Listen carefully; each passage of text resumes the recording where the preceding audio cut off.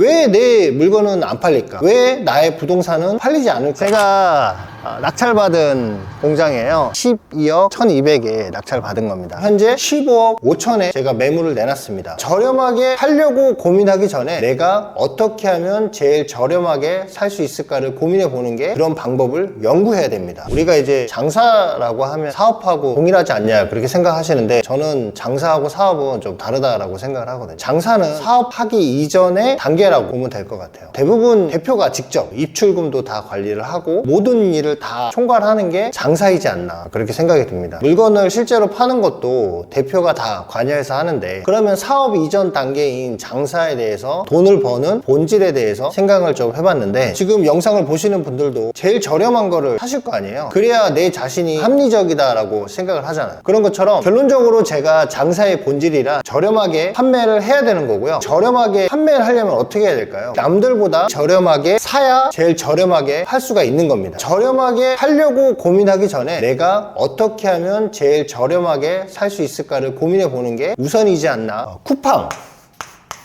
쿠팡을 제일 많이 하시잖아요. 판매자도 그렇고 저도 쿠팡에서 판매를 하고 있지만, 아이템 위너 정책이라는 거 아실 거예요. 이게 판매자 입장에서는 굉장히 번거롭고 솔직히 좀 짜증나거든요. 왜냐면 내가 상세 페이지 다 만들고 좋은 후기도 다 만들어 놨는데 다른 누군가가 내 상품을 매칭을 해가지고 더 저렴하게 판매를 하면 모바일에서 봤을 때 제일 저렴한 제품만 노출이 되는 거거든요. 그게 아이템 위너라는 제도인데, 나의 어떤 후기와 상세 페이지도 다 뺏어가는 그런 아이템 위너라는 제도를 쿠팡에서 아직도 계속 유지하고 있고 장려하는 이유는 소비자가 제일 저렴하게 구입을 유도하기 위해서, 그게 쿠팡에 롱런할 수 있는 그런 거기 때문에 결국에 저렴하게 판매하는 판매자를 원하기 때문입니다. 그래야 쿠팡의 매출이 많이 올라가기 때문에, 쿠팡에서 제일 저렴하게 판매하기 위해서는 어떻게 해야 될까요? 내 마진을 포기하거나 마진을 포기하지 않는다면 제일 저렴하게 매입할 수 있는 그런 방법을 연구해야 됩니다. 예를 들어서 유통 단계를 줄인다거나 고정비를 최소화한다거나 이런 것들에 대한 노력이 물건 판매가에 다 들어가는 거고요. 다른 사람보다 저렴하게 팔 수가 있는 거죠. 그리고 대량으로 구입을 한다거나 매입가를 줄여가는, 그게 물건을 저렴하게 가져와서 저렴하게 팔 수 있는 그런 방법이지 않나. 쿠팡뿐만 아니라 최근에 매출이 많이 나오고 있는 라이브 방송도 말씀을 드리고 싶어요.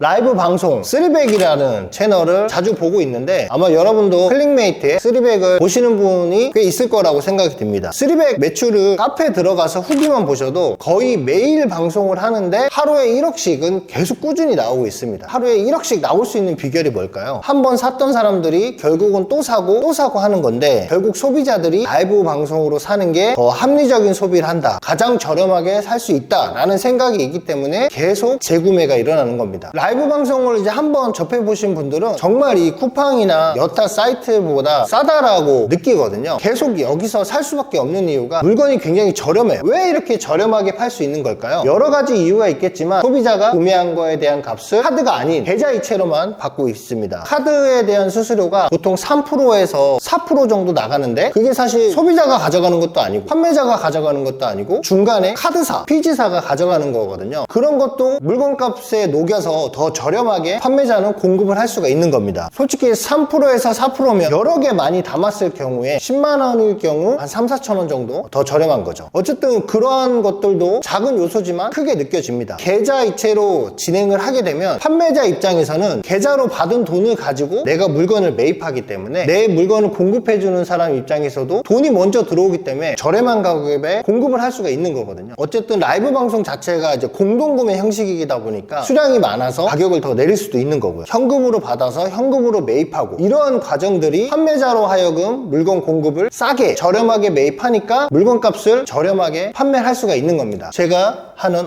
부동산, 이게 해당이 되느냐, 그것도 말씀을 드리고 싶은데, 제가 최근에 공장을 12억 1200에 낙찰을 받았는데, 제가 낙찰받은 공장이에요. 12억 1200에 낙찰받은 겁니다. 기계들이 감정가가 1100이거든요 사실 때는 거의 뭐 몇억 원어치 가격인데, 낙찰을 받자마자 명도를 하고 현재 15억 5천에 제가 매물을 내놨습니다. 공장을 매입한 지 한 달 만인데요, 이 공장이 바로 판매된다는 건 아니지만 제가 15억 5천에 매물을 내놨을 때 주변에서 제게 제일 저렴해요. 사람들은 더 싸게 살려고 하거든요. 네이버에 나온 매물 중에 평당 가격을 봤을 때 내게 제일 제일 저렴하면 가장 먼저 팔릴 겁니다. 그러면 저렴하게 내놓을 수 있는 비결은 내 마진을 포기하거나 부동산을 가장 저렴하게 매입을 하는 겁니다. 그래야 저렴하게 팔 수 있는 환경이 되기 때문이죠. 이런 어떤 장사의 원리, 남들보다 저렴하게 파는 거고요. 저렴하게 팔기 위해서는 가장 저렴하게 매입을 해야 된다 라는 거를 알고 장사를 하시면 분명히 손해보지 않는, 판매가 안 돼서 낭패를 보는 일은 피할 수 있지 않을까, 그렇게 생각이 듭니다. 이런 원리들을 잘 활용을 하셔가지고 왜 내 물건은 안 팔릴까, 왜 나의 부동산은 팔리지 않을까를 다시 한번 생각해 볼 수 있는 계기가 되었으면 합니다. 감사합니다.